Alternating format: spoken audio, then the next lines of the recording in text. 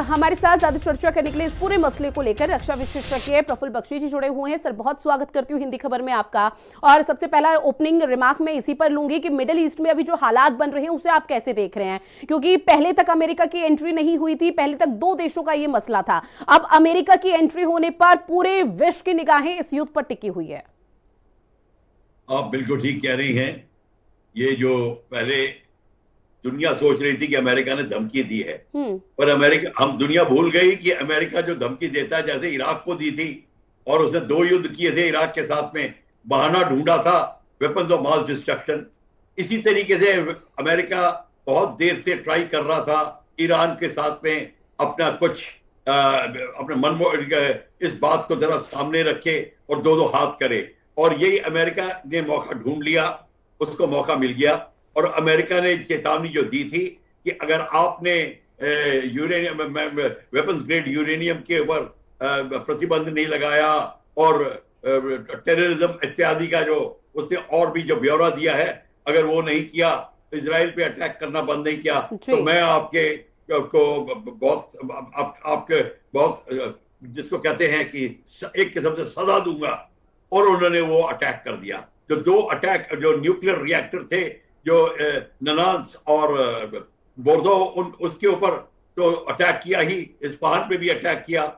Special weapon लेके आया है, B-2 बॉम्बर्स लेके आया है। वो वेपन लेके आया है जो 200 फीट पहाड़ की गहराई में जाके नीचे जाके विस्फोट कर सकते हैं। वो वेपन लेके आया है जो कि मैक्सिमम ऑर्डिनेंस एयर बर्स्ट कहते हैं, जो नेक्स्ट टू न्यूक्लियर वेपन कहलाया जाता है, जो अफगानिस्तान में आपने उसका कारनामा देखा था। तो ये अब सारा का सारा जो गेम अमेरिका ने किया, ये दिखाने के लिए किया कि मैं कर सकता हूं। उसने मैसेज दिया नेटो कंट्रीज को कि आप देखिए, अब पता चल जाए कि मैं क्या हूं, क्योंकि नेटो के साथ भी मनमुटाव हो रहा है कई जगह, फ्रांस, जर्मनी इत्यादि के साथ में। और उसने चाइना और रशिया को दिखा दिया है कि मैं जो कहता हूं वो करता हूं, उसने कर दिया। और उसने ये भी कह दिया कि अगर मैं अभी जा रहा हूं, मैं आप कुछ नहीं करूंगा, और अगर आपने मेरा कहना ना माना तो मैं दोबारा अटैक करूंगा। सिंपल सी चीज में, उसने सिंपल से लैंग्वेज में उसने ये किया है, और इस समय अमेरिका ने करके दिखा दिया है। तो अब कोई ये नहीं कह सकता कि ये बड़बोला है और गीदड़ भपकी देता है इत्यादि नहीं। अमेरिका जहां पे ताकत दिखा सकता है वो जरूर दिखाएगा, जहां दिखा सकता है, और जहां नहीं होता तो वो वियतनाम की तरह निकल जाता है। तो एग्जैक्टली यही अमेरिका गेम करेगा। खमीनी के साथ प्रॉब्लम यह है कि खमीनी माना उनका इस्लामिक लीडर है, और अयतुल्ला खुमैनी और शरीयत मदारी का ये असिस्टेंट रह चुका है, और उसके बाद जैसे लीडरशिप संभाली है। हालांकि इसकी पॉपुलैरिटी इतनी ज्यादा नहीं है अब ईरान में, पर फिर भी ये इस्लामिक लीडर है और इस्लाम अपने लीडर्स को बहुत इज्जत देता है। अब इसका नतीजा क्या होगा बाकी कंट्रीज पे? अभी तक तो जो बाकी जो कंट्री जो प्रेडोमिनेंटली सुन्नी कंट्रीज हैं वो इसका साथ नहीं दे रहे अभी। सऊदी अरेबिया, जॉर्डन इत्यादि वगैरह तो उसके खिलाफ ही हैं। एक किस्म से उन्होंने तो इजराइल की मदद करी है, यहां तक कि हूतीज, हिजबुल्लाह और हमास ये भी इसका साथ नहीं दे रहे अभी। तो वो भी बैठे हुए चुपचाप, क्योंकि अमेरिकन जो शिप्स आ गए हैं और अमेरिकन वेपन सिस्टम आ गए हैं। अब हूती और हमास को पता चल गया है कि उनको भी ऐसी पनिशमेंट मिलेगी, तो उनका भी सपोर्टर कोई नहीं है। तो इस समय जो कहानी है वो काफी खतरनाक बन गई है इनके लिए। बिल्कुल सर, जिस तरह से अमेरिका की एंट्री हुई है उसके बाद से आपने भी जिक्र किया कि पूरी तरह से जो खेल है वो पलट चुका है। पहले खेल कुछ और हो रहा था, लेकिन अब जो चीजें हैं वो कुछ और ही यहाँ पर निकलकर सामने आ रही है, और शायद ईरान के लिए आगे आने वाले समय बहुत मुश्किल हो सकता है। लेकिन क्या लग रहा है कि इन फ्यूचर क्या ईरान घुटने टेक देगा? क्योंकि जो ईरान का एटीट्यूड लेवल है वो अभी भी ये कह रहा है कि ये लड़ाई लंबी चलेगी, ये जंग अब फिलहाल रुकने वाली नहीं है। ये आप बिल्कुल ठीक कह रहे हैं। खमीनी के जो मेंटल एटीट्यूड है वो अपना वो बरकरार रखेगा। अगर वो मेंटल एटीट्यूड ही चला गया तो वो बिल्कुल गिर जाएगा, क्योंकि खमीनी के पास 45 to 50% of population of Iran is not with him. वो चाहते हैं कि ये जाए, बल्कि यूथ जनरेशन, आपकी उम्र के जितने लोग हैं वो चाहते ही नहीं कि इस तरीके का इस्लामिक प्रतिबंध उनके ऊपर लगे। वो खमीनी को आउट करना चाहते हैं। तो ये भी बात है, खमीनी को भी ये भी पता है, और खमीनी को ये भी पता है कि उसके पास के जो टेक्नोलॉजी है वो इतनी ज्यादा नहीं है जैसे कि इजराइल के पास है। इजराइल के पास है प्रिसीजन टेक्नोलॉजी, इसके पास है area weapon, cluster bombs.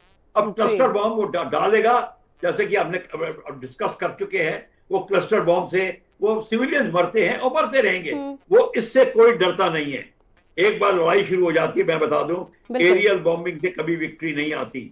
Victory आती है जब आप उनके रियल एस्टेट पे कब्जा करते हैं, नहीं तो आप देखेंगे ये लड़ते रहेंगे। जैसे वियतनाम लड़ता रहा, सेकेंड वर्ल्ड वॉर में जर्मनी लड़ता रहा, ग्रेट ब्रिटेन लड़ता रहा, वो कभी टूटने नहीं टेकते बॉम्बिंग से। और यही यहाँ पे भी होगा, बॉम्बिंग से नहीं होगा।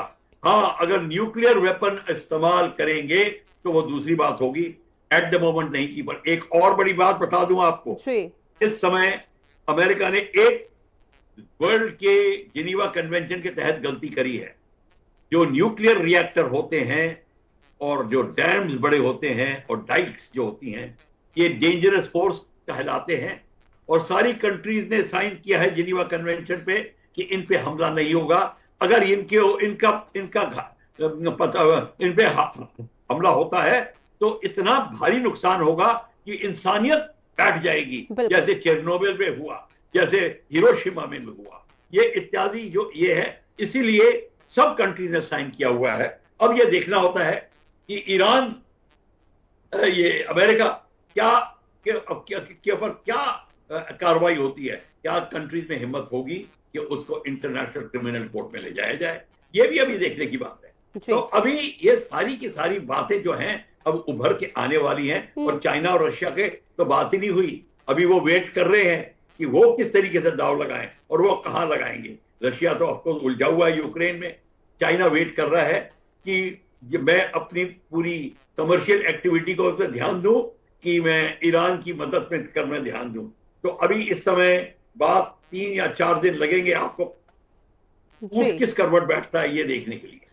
सर, चूंकि देखिए युद्ध चल रहा है, पहले तो हर कोई उम्मीद यही करता है किसी तरह से दोनों देशों के बीच में जो शांति है वो यहाँ पर हो जाए। जिस तरह से भारत पाकिस्तान के बीच में सीज फायर हुआ, वही शांति वहां उन दोनों देशों में बने, क्योंकि मासूम लोगों को भी बहुत नुकसान हो रहा है।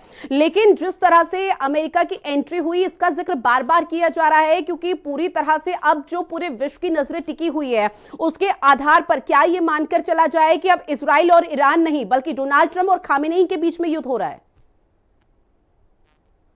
बिल्कुल, अभी तो अमेरिका आ गया है बीच में। तो ये बड़ा पुराना युद्ध है, ये अभी से नहीं स्टार्ट हुआ।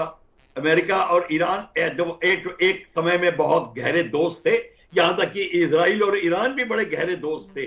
वो दूसरी बात है कि उनकी दोस्ती टूटी क्योंकि इस्लामिक दरार पैदा हो गई। ये इस्लाम की दरार जो होती है वो हर जगह डिवाइड करती है सारी दुनिया को, तो यहाँ पे भी डिवीजन आ गया।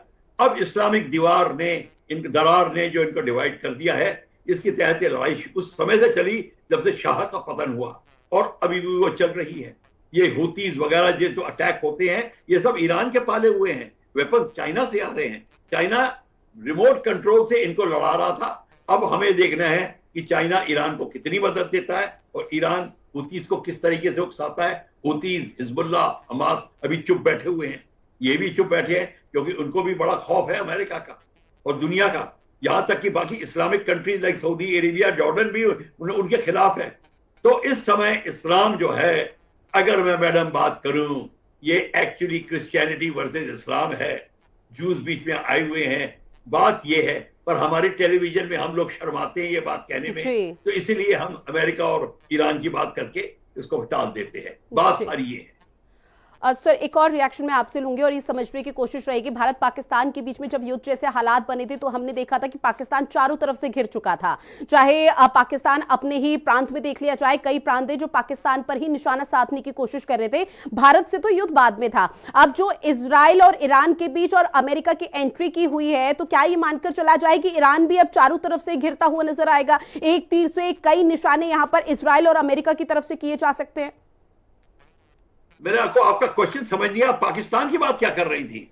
सर, भारत पाकिस्तान का जब युद्ध हुआ था उस दौरान भारत पाकिस्तान के बीच में युद्ध